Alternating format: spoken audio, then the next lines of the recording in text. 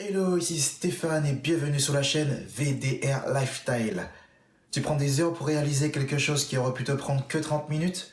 Tu as l'impression d'être tout le temps débordé tout au long de la journée et forcément tu ne sais plus où donner de la tête. C'est sûrement parce que tu ne gères pas assez bien ton temps. Donc dans cette petite vidéo, on va voir 4 astuces assez simples qui vont te permettre d'optimiser au mieux ton temps au quotidien. C'est parti!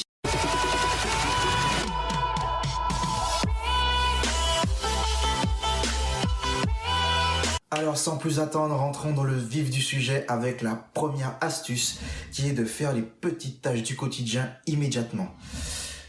Par exemple, tu rentres chez toi complètement crevé après une longue journée, ne balance pas tes affaires n'importe où. Prends le temps de ranger tes chaussures, ton sac, ton ordi à leur place. Surtout que ça ne prend que 5 minutes. Donc comme tu l'auras compris, il faut bien sûr qu'en amont, tu aies prévu une place bien spécifique pour chaque objet chez toi. Car premièrement, comme tu l'as déjà expérimenté, il suffit qu'on laisse traîner 2-3 affaires et ça y est, sans rien voir venir, c'est le bordel. Et deuxièmement, ça va te permettre d'éviter de devoir chercher un objet partout chez toi quand tu seras dans le rush, car tu sauras cette fois-ci où il se trouve. Donc si tu n'es pas de nature ordonnée, tu peux par exemple te lancer ce petit challenge. Tous les soirs avant d'aller te coucher et tous les matins avant de partir de chez toi, tout doit être nickel. Tu verras qu'en plus de te faire gagner du temps comme ça au quotidien, cette astuce va aussi te permettre d'éviter de perdre des heures, voire ton dimanche après-midi, à faire un grand ménage, vu que chaque jour chez toi sera nickel. Ensuite, deuxième astuce, toujours structurer sa journée. Que ce soit sur ton téléphone ou encore sur un agenda papier, il faut absolument que tu te fasses un planning bien détaillé avec toutes les choses que tu dois réaliser dans ta journée. Donc que ce soit le soir avant d'aller te coucher ou encore le matin avant de commencer ta journée, il faut absolument que tu saches comment elle va se dérouler. Comme ça, une fois que tu seras lancé, ça va t'éviter de perdre du temps à certains moments en te demandant « Bon, maintenant, qu'est-ce qu'il faut que je fasse ?» En ne structurant pas ta journée avec un emploi du temps bien précis, tu risques de casser ton rythme. Et c'est bien sûr à ce moment que tu seras tenté de te poser devant une petite série Netflix ou encore de check ton téléphone et de finir sur Instagram, Twitter, Snapchat pendant des heures. Jusqu'à ce fameux moment où tu vas te dire « Eh j'ai oublié de faire ça. » Et c'est bien souvent quand tu te rappelles qu'il est trop tard pour le faire. Passons maintenant à la troisième astuce.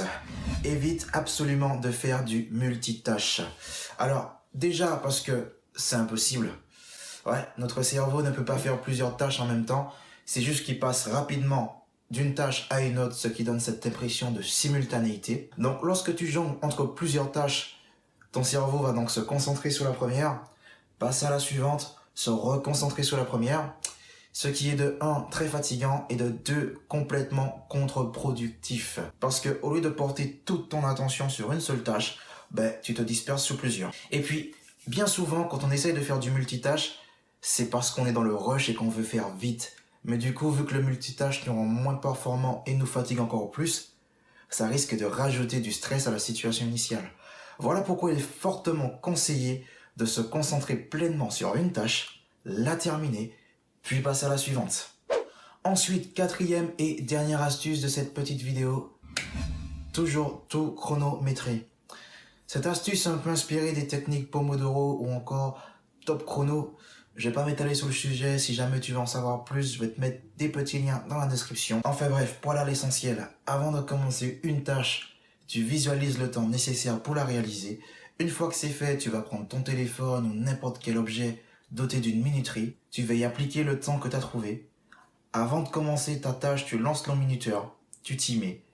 Et là, tu dois te concentrer absolument sur une seule et unique chose. Tu dois rester focus pendant le temps imparti. Ensuite, une fois que le temps est écoulé, tu t'arrêtes. La tâche est considérée comme terminée.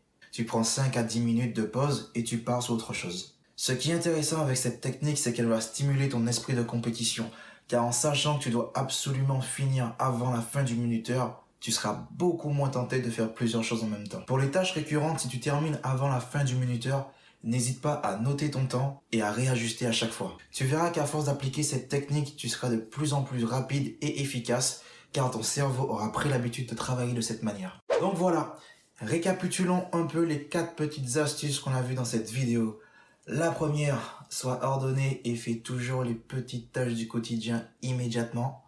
La deuxième, structure toujours ta journée au maximum avec un emploi du temps personnel que tu vas respecter bien sûr.